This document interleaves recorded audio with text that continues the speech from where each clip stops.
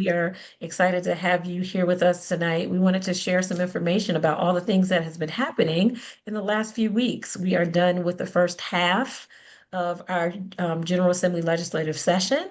And so we just want to give you an update of some things that have been happening within our organization, with our team and our staff, give you some updates on our bills, and then give you an opportunity to ask some questions. So I'm really excited that we have so many of our staff that are on the call tonight. You'll be able to hear from a few of them.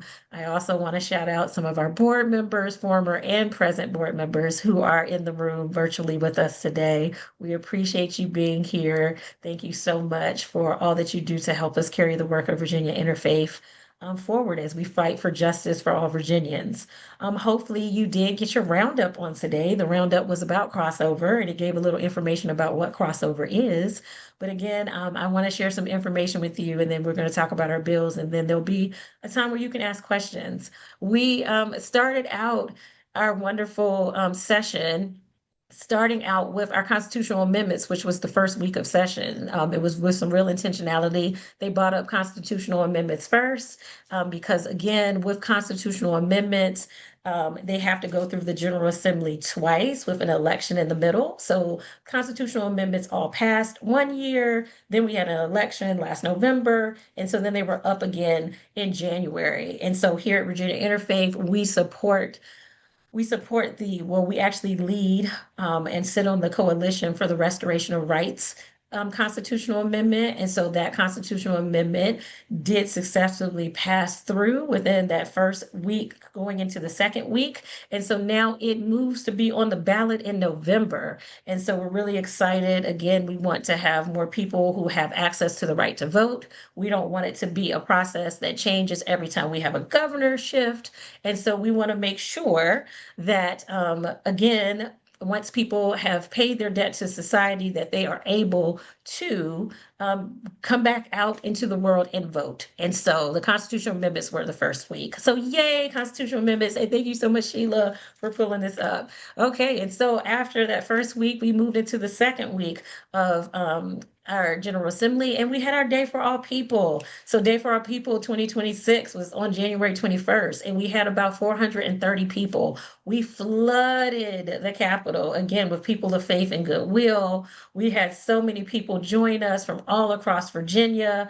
And this year we did something a little bit different. Instead of having everyone do their legislative visits in the morning, we split the groups and had some people go in the morning while some stayed back for workshops. Everybody came back for lunch, and then we swapped it over. So that was Day for All People. So again, Day for All People was an amazing event. Our staff pulled off an amazing event. All kudos to them, because there's no way we would have been able to execute it without them. And we are grateful for our partners, Virginia Interfaith Power and Light. So both of our teams came together and did this amazing event. So that was on the 21st.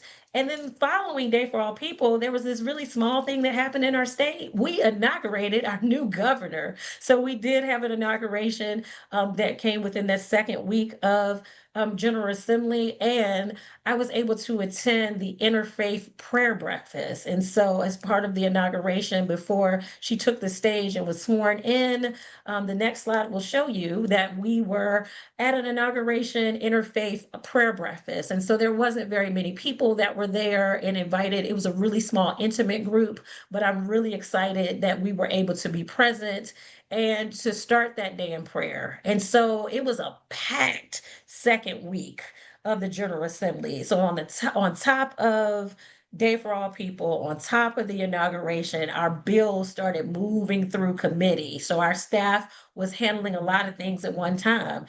And then something small happened in the weather front. We got a lot of snow and a whole lot of ice. And so we know all of different places in Virginia experienced some different things, but I think the consistent part was we all had some type of weather happen. And here in Richmond, we got a ton of ice. And so it didn't stop the General Assembly. And so, Catherine, I took this from you because our wonderful Catherine was walking on this ice, really scary. But she wasn't the only one that was out trying to make their way to the General Assembly.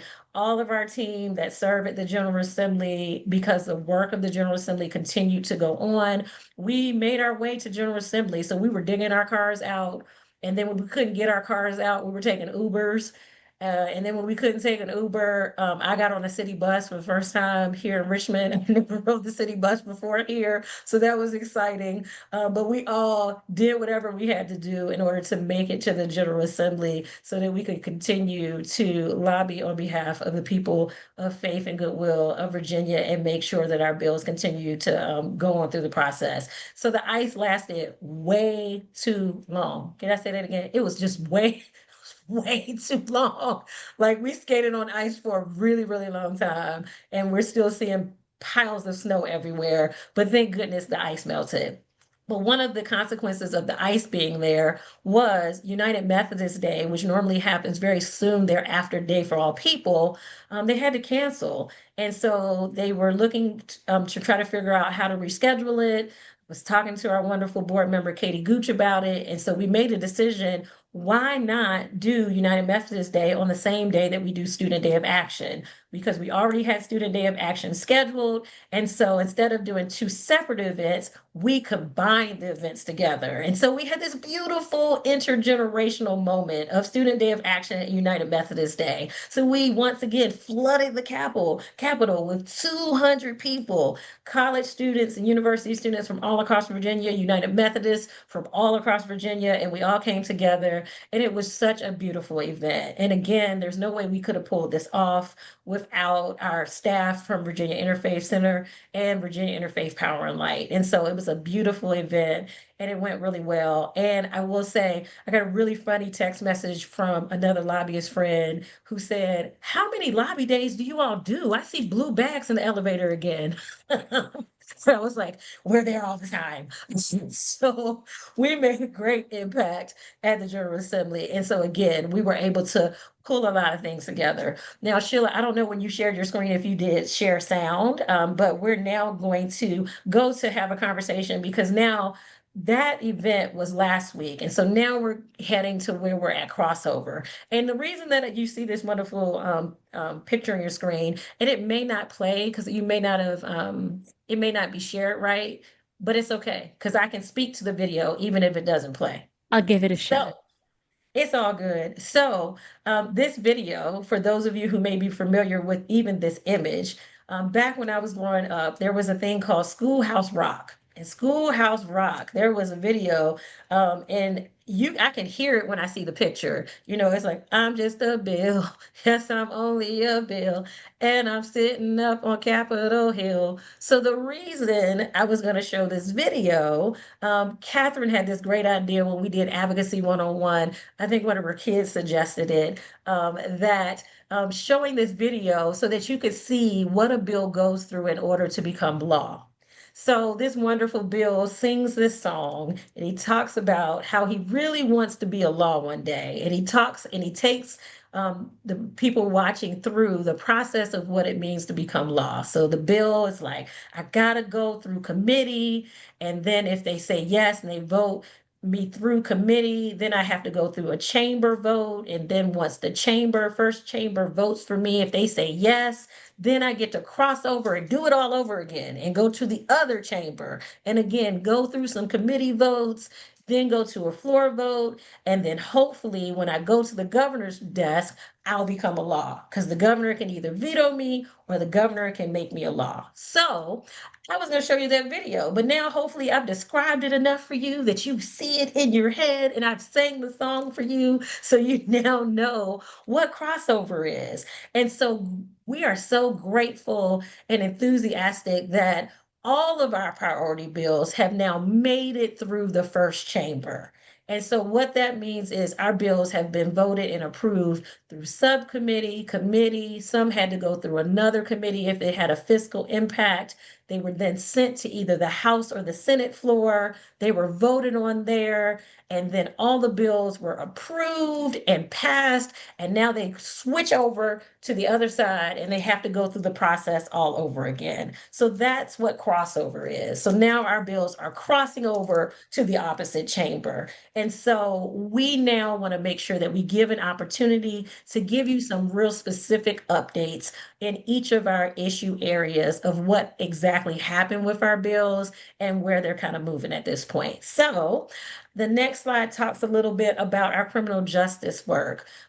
So in our criminal justice space, we have a bill that we're leading on that really speaks to the education programs that are happening in the Department of Corrections, HB 1041. We had a similar bill last session, but this, again, we're going at it again, and we're really hopeful that at this point that this bill, there's only a House version, there's not a Senate version. So this bill is now crossing over to the Senate and is going to be heard for the first time. Now, here's the beauty about this particular bill. This bill was unanimously passed in committee and in the chamber that it started in. So there's a really good chance that it's going to go over to the Senate and hopefully have a similar experience. So please be on the lookout for action alerts that come up for this bill, because again, there's no reason we can't have bipartisan support on this bill, and hopefully it'll be docketed, hopefully by next week. So that's HB 1041. Delegate Carr is the patron for this bill. Now, unfortunately, Counsel at First Appearance, this is not a bill that we lead on, but we sit on the Pretrial Justice Coalition. This bill specifically talks about people who find themselves in the criminal justice system and they're facing a bail hearing. We want to make sure that when they're facing a bail hearing, that they have access to counsel. Because if they have access to counsel, it can absolutely impact what the outcome of that first hearing will be. And so this bill has been running since 2021. And every time, unfortunately, it's either died in committee, died in finance and appropriations, or just not made it through. So there were two versions of the bill. We had the House Bill 127 and Senate Bill 412. Unfortunately, the Senate Bill 412 died in Senate Finance and Appropriations. But we still have the House Bill 127 that made it through the entire process on the House side. So it made it through committee, it made it through appropriations, it made it on the House floor. And so now it's about to move over to the Senate. So there's some work that we have to do to make sure, again, that that House version can make it through the Senate and make it to the government and get signed. We were also supporting the Second Look bill and another bill eliminating mandatory minimums. And unfortunately, both of those bills were continued to 2027, so they weren't heard this year. So we'll have some more work to do in between sessions, and then we'll pick the work back up next session. So that's criminal justice reform. So now I'm going to tag, I think Ramon is next, and he'll give you a little update of what's happening in our economic justice space. Thank you, Dr. Cook. And I just briefly want to mention, seeing those pictures of the ice reminded me that in the middle of the GA and the ice storm, Virginia Interfaith Center for Public Policy brought the interfaith voice to Hanover County when there was a proposal for a detention center. And as a resident of Hanover, just really appreciate that. And that was something that I thought it was worth mentioning. Thank you. And the economic justice programs. First, I want to talk about one of our priority bills, paid sick days. As you all probably know, we are part of a larger coalition, Paid Leave for All Virginians, advocating for paid time to care for all our workers in Virginia, whether it's hours or days or weeks or months. And paid sick days is has passed the House and the Senate. The Senate version is Senate Bill 199, Senator Fabola's bill, and then the House version is House Bill 5 of Delegate Conviers Fowler. So both have passed each of their respective chambers. So now they're going to cross over. And House Bill 5 is closer in terms of the language to the House bill that passed last year, House Bill 1921, and got vetoed. And then Senate Bill 199 is a little different. Unfortunately, throughout the committees, there were some amendments that were made, and we still have a lot of work to do to try to get the strongest possible standard for workers in terms of paid sick leave. And but we're glad to know that the governor has indicated that she will sign a paid sick days bill. And along those lines, we've been supporting the paid family and medical leave bills. that also passed the House and the Senate, and that's Senate Bill 2 and House Bill 1207. So that's good news. They move forward, and we continue to work really hard, and keep tracking the work. There are other good news in the other priorities that we support under economic justice, supporting working families. The minimum wage bills also passed the House and the Senate. That's House Bill 1 and Senate Bill 1, another big priority. And related to that, there's a farm workers minimum wage exemption bill. This will remove the exemption for farm workers to earn a minimum wage. And that's House Bill 20 and Senate Bill 121. Also moving forward. Related to that, we've been supporting a bill that would guarantee overtime pay for domestic workers. That's Senate Bill 28 and House Bill 27. And they also passed both chambers. And in another area that we support, the child care, early childhood education, there's also been some really positive movement. The first, the child care calculation passed the House and the Senate. That's Senate Bill 34 and House Bill 1208. And these are bills to help the state be able to calculate or really be able to budget for future funding for early childhood education for kids from especially 0 to 5, so that they're very better prepared when they enter the K-12 system, and for the parents to be able to have quality childcare to be able to work. And in that similar area, there's a pilot project, Senate Bill 3 and House Bill 18. That's another child care pilot project that would be it would mean the employer, the employee, and the state fund this kind of like a three-way pilot project to help parents pay for childcare. And this is something that is also the coalition, the Virginia Promise Partnership supports, and we support that. And it has a lot of support from the businesses that really want to make sure that the workers have access to childcare so they can join the workforce.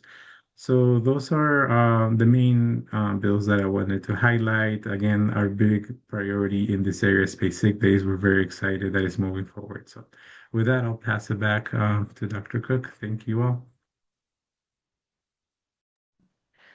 All right, Sheila, we're gonna tag you in.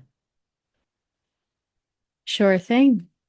Um, so in the affordable housing space, we have some mostly good news, which is, I think, a common theme.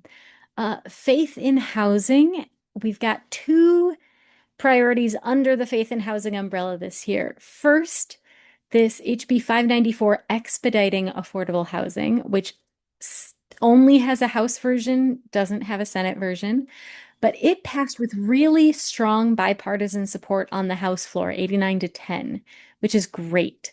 This bill allows localities to make it easier for anyone to build affordable housing at increased density. They can either have a streamlined rezoning process or simply have administrative approval for the site plan, which is awesome. Our other big faith in housing priority is Yes in God's Backyard, which automatically gives permission for faith communities and other property tax exempt nonprofits to build multifamily affordable housing on their land. The House version of this bill has a not so great reenactment clause that means that if that version in its current form passes, we would have to come back and have the same conversation again next year. The Senate version has a few amendments to respond to some concerns of the localities around this automatic permission to build multifamily. So we are hoping that we can get the Senate version through the House without amendment, but it's possible that the House and the Senate pass different versions and then we just come back to a conversation in what's called the conference committee where they work out the differences. We did get bipartisan support for all three of our faith and housing bills, which is super exciting. Also within the housing space, we are part of the Allies for Housing Action, which is focused on supporting housing for Virginians with low incomes and renters. And there are quite a few of their main priorities that passed their respective chambers, including a couple that the Spanberger administration has named as a priority. One of my favorites is here, 14-day pay or quit. That basically says that instead of being 5 days late on your rent before you get evicted, you can have 2 weeks to get together your rent before your landlord can put an eviction against you. You still might have a late fee, but that saves people from having an eviction on their record going forward, which is huge. Um, I can talk you through all the details of all of these bills, but suffice it to say, oh, the other one I do want to mention is protecting manufactured housing and manufactured homeowners. Because oftentimes folks in the manufactured housing space have a unique experience. They own their homes, but are only renting the land that the homes are on. So they are not fully covered by landlord-tenant protections. They are not fully covered by homeowner protections. And so increasing protections for them is a priority, which is pretty fun. So lots about tenant protections, but I will talk your ear off if I keep going too much longer.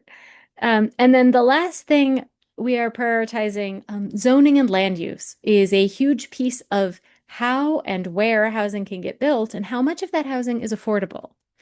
There were bills in each chamber to allow localities to create inclusionary zoning ordinances or affordable dwelling unit ordinances, and they've both passed.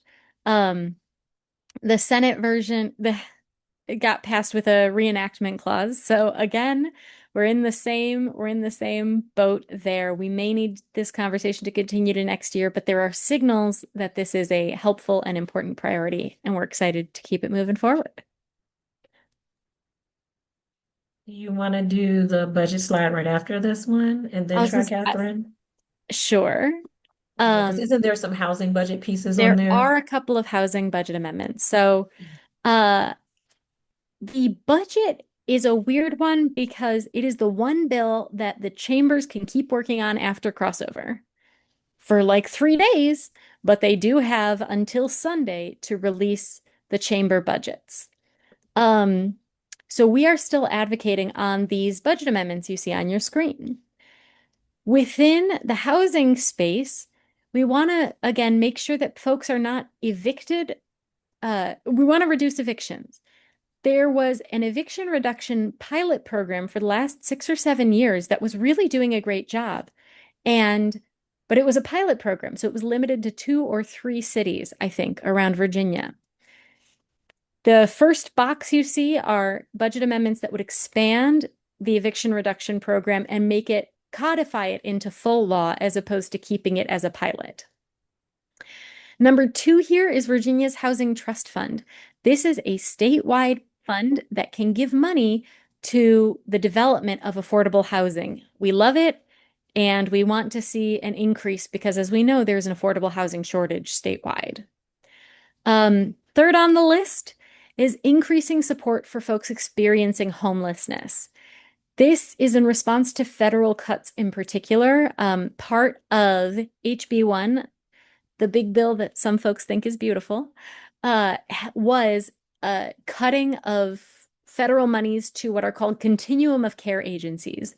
These are nonprofit service providers that help people experiencing homelessness, help with rapid rehousing services, and help prevent homelessness for families at risk.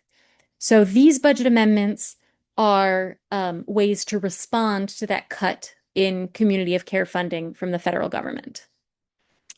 I'll just briefly mention that another budget amendment we're working on is protecting access to food stamps, which again is in response to those federal cuts around who is eligible for food stamps, particularly within the immigrant community. Thank you, Sheila. All right, well, Catherine, do you want to try your sound to see if we can hear you?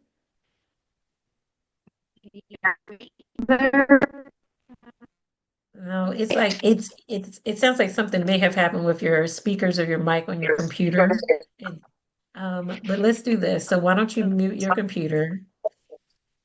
And if I say something wrong, you can just put in the chat that I said something wrong. I'm gonna try to go through yours, okay? I'm not gonna give an in-depth description, but I'm gonna give a general description of everything and what's going on with your bills.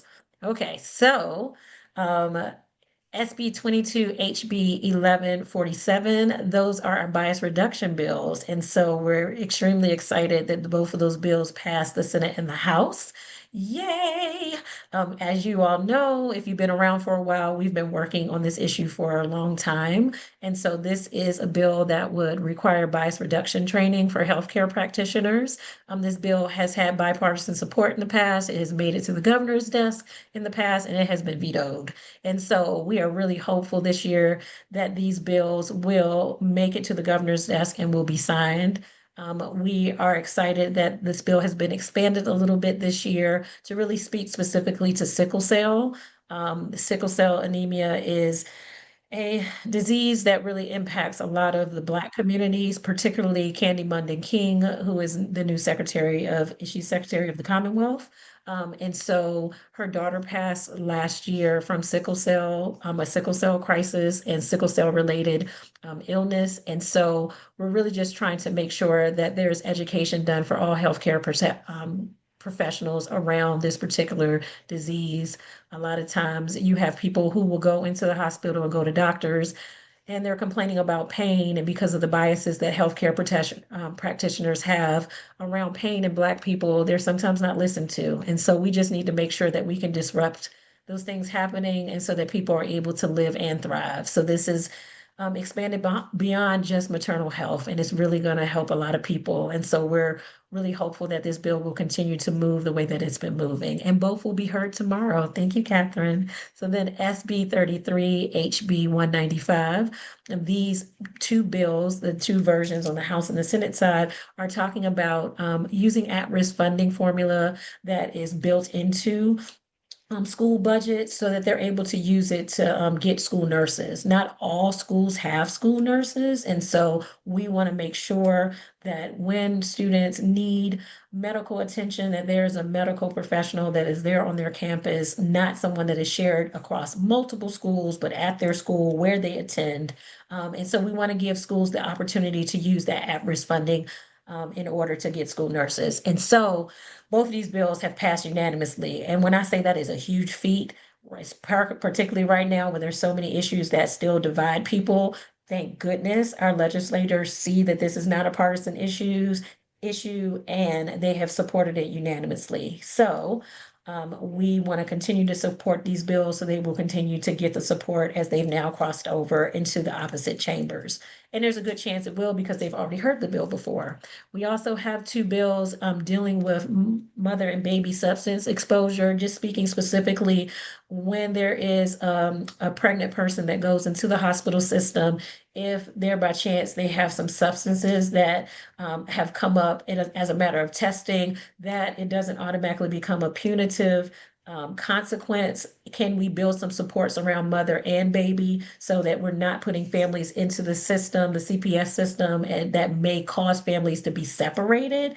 Is there a way that we can support not just the baby, but the mother also? So this bill really speaks to getting a study group together, a work group together that can do some work in this issue to see if we can come up with a better process.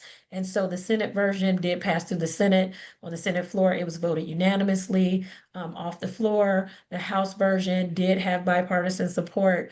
However, it didn't get unanimous support, but we're hoping, when these bills cross over, Catherine is working really hard to continue to get more votes so that we're able to up those Republican votes for this particular bill. Because again, this shouldn't be a partisan issue. So really excited as that bill continues to move forward. And I want to make sure I'm not missing you saying something in the chat. Okay, so HB 195 will be heard tomorrow and SB 133 will be heard tomorrow. So there's a lot of things coming up. And Catherine has sent out action alerts. So if your legislator happens to be on the committee that will hear these bills, you should have gotten an email today so that you could reach out and let them know how we would like for them to vote.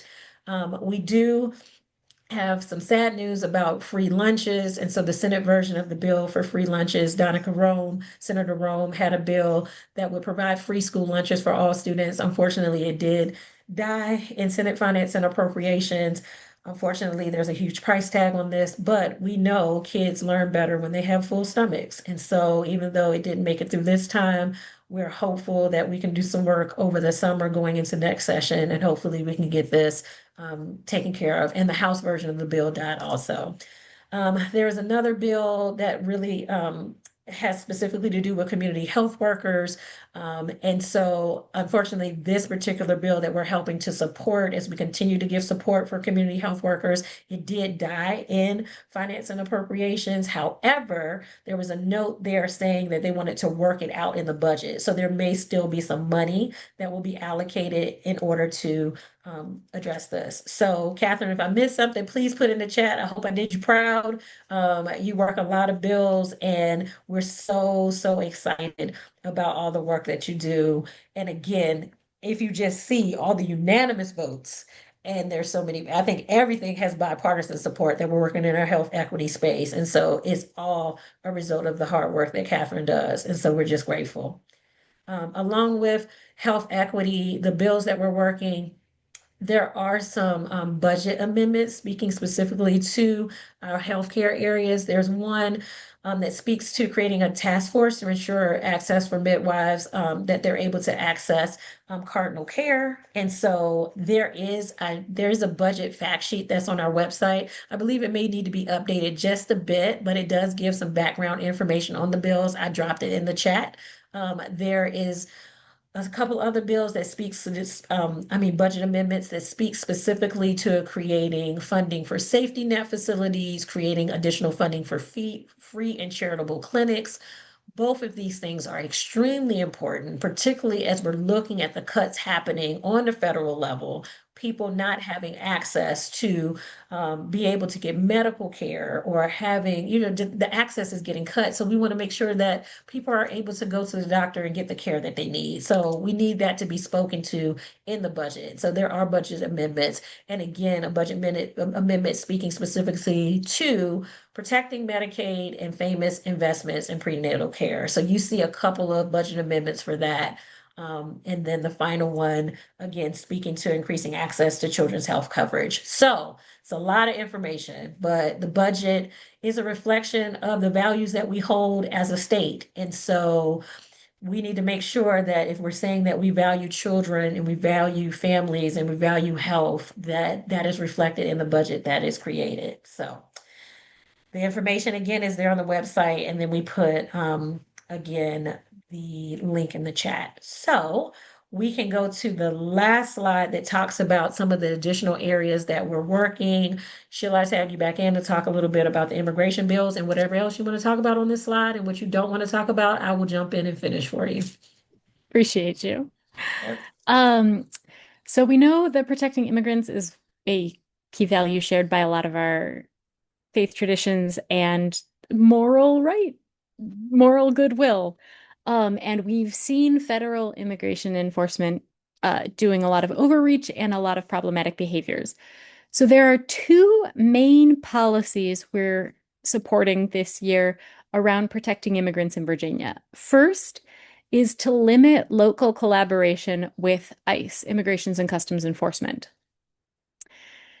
Again, there are details, but suffice it to say that these two bills, HB 1441 and SB 783, have both passed their respective chambers and have crossed over. We have a party line vote on both, but hey, party line gets the job done some of the time. And this is really helpful in making sure that local law enforcement can focus on local issues and isn't deputized or taken off track to do federal immigrant ICE's work for them. The second priority is limiting immigration enforcement in some sensitive locations. This started with SB 351, which is and HB 650, which initially both were just focused on courthouses, saying you can't immigration is a civil offense as opposed to a criminal offense. And so basically what these bills say is you can't do a civil arrest. You can't carry out a civil arrest warrant inside of a courthouse. We love that. We love SB 351. HB 650 ended up becoming a bit of a sensitive location ombudsman and incorporated a few other bills. So not only does it protect folks against immigration enforcement in courthouses, it also protects folks against immigration enforcement in public schools, public hospitals, Commonwealth attorneys' offices, and polling places. And the basic argument here is we can't stop ICE coming into Virginia and doing work here because federal government has sovereignty over state government. But on land that is owned by the states or controlled by state and local government, we do have some control over what happens there. And so we can put regulations in place about what federal law enforcement is allowed to do there. So while VICPP was brainstorming, oh, wouldn't it be great to get houses of worship covered? And they are to some extent because there's a cool federal lawsuit around that. The reason these sensitive locations are focused around public schools, public houses, and government-controlled courthouses is because those are the places where the state has sovereignty. That said, all of this is huge and incredibly helpful for us and for our neighbors who may be immigrants. I'm going to skip assault weapons and jump to voting in elections because that was the other bill I did a bunch of work on, unless you want to tag back and forth, Keisha. It doesn't matter. You can skip it, or what? Just it's really I'll quick. just, Like yeah. so, yeah. There was a bill looking to ban sales of assault weapons, and so both bills, the House and the Senate version, did pass, and so now they're crossing over. So there's a really good chance that this bill is going to make it to the governor's desk again, and hopefully it will be signed. That's it. Which we Yep. love. Voting in elections, you may recall we worked on this bill last year. One, to give folks more notice if they're about to be removed from the voter rolls, and two, to ensure that there was a quiet period before state elections that prevented large-scale voter purges right before an election, the same way they already is with regards to federal elections.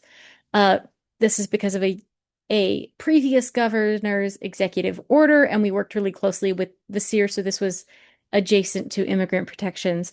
Anyway, the bills have passed both chambers, and we are looking forward to seeing them cross over and pass again. You want to have me back in? You got Fair it. share. All right. So we had shared before that the fair share tax bill was one that we would support on. There were several tax reform bills that were coming through this particular session. The fair share tax bill basically said that what we're looking for is for millionaires and corporations to pay their fair share. The way that the code is currently set up, a millionaire is paying the same tax rate as a teacher. And that just needs to change. Our tax code hasn't been changed in Virginia for over 30 years, so it's now time to do something different. Unfortunately, the bill that we were supporting did die in House Finance Committee. It wasn't the only tax bill that died in House Finance Committee. Every tax reform bill that was on the docket, it was continued over into 2027. So that means we've had to pick this bill back up during our next legislative session. So there is a possibility that some of what we were looking for could be spoken to in the budget that's created, but it's not very likely. So we just wanted to give you that update. Wasn't what we were looking to happen, but we're still remaining hopeful that maybe next year will be the year that we can really see some tax reform take place. So that is all of the updates regarding the bills that we have. I want to call attention again. Thank you, Amanda, for dropping the bill tracker in the chat. The bill tracker now has the new committees that the bills that will be going to. So the new committee assignment, so you'll be able to see that. And again, you'll start getting action alerts. And so even though you may have gotten an email already this session about paid sick days, please don't ignore the email when you get it again, because we need you to continue to advocate. Every email that is sent absolutely makes a difference. And so this isn't the time for us to sit back just because we had a good first part of the session. This is a time for us to lean forward and make sure that we're continuing to let our legislators know what our priorities are. So you've heard us talk a lot. I want to know if you all have any questions. And so if you want to either raise your Zoom hand or you raise your just physical hand and we will call on you so that we can see what questions we can answer. So does anybody have any questions? Louise, you Um, have a question? I just want to commend the staff for all their hard work. This General Assembly session, I think we should give them a round of applause because it's a lot that's done in a short time. So again, I commend you all and thank you for all the hard work you do. Thank you so much, Miss Louise. Thank you. And look, we're able to do the work because we have great people that lift us up and support us, and great volunteers like you, Miss Louise, that come in every week and help us do the work that we do. So we're really grateful for that. Steve, I see your hand. Yes, I think this is an easy question. What does the term incorporated mean? Okay, who used the word incorporated? Come on, Sheila. I saw you say, "Woo." Come on. Is probably me because Okay, good one. I have several bills that were. Incorporated basically means that one bill was rolled into another. Bills that have a similar function, they just said we can do this all in one fell swoop. So I think I said that about the immigration bills because we started with one sensitive location bill and then four sensitive location bills became one. That's what it means. Yep. Hi, Dale. Okay, yeah, see if I can unmute. So I wasn't following closely all of the finance committee discussions, but I know, especially like the tax reform issues, we're all getting caught up in the affordability discussions, and we're trying to figure out the tax fairness really is an affordability issue. And I'm trying to figure out what PR campaign we can work on a few legislators. Because I put plugs into both my senator and my delegate, and they were all on board. Yes, because I know this is recorded and we're going to share it in a particular way, I'm going to be careful what I say. But I will say it's not about all increasing taxes. It's specifically, like you said, the Fair Share Bill really speaks to affordability and about, raising some revenue so that we can continue to pay for some of the things that we're trying to pay for and correcting that tax code. So, I don't think anyone expected that churn of the machine to go the way that it did, and it went so quickly. And I think that the knee-jerk response was, we're just not doing any tax reform. And it's like, oh goodness, I was hoping that would be the case, but that seems to be what may have happened. And so that's where we are. Now, if we can figure out if there are some key people that it makes sense for you all to target and talk to as we're still in these budget conversations, we will like put out some type of action alert or something in our weekly newsletter that speaks to it, that says, okay, so we've now seen what the budget proposal is. Here's some places where we can bring our voices in and still try to advocate for some of these pieces. Yep. Anybody else have any questions?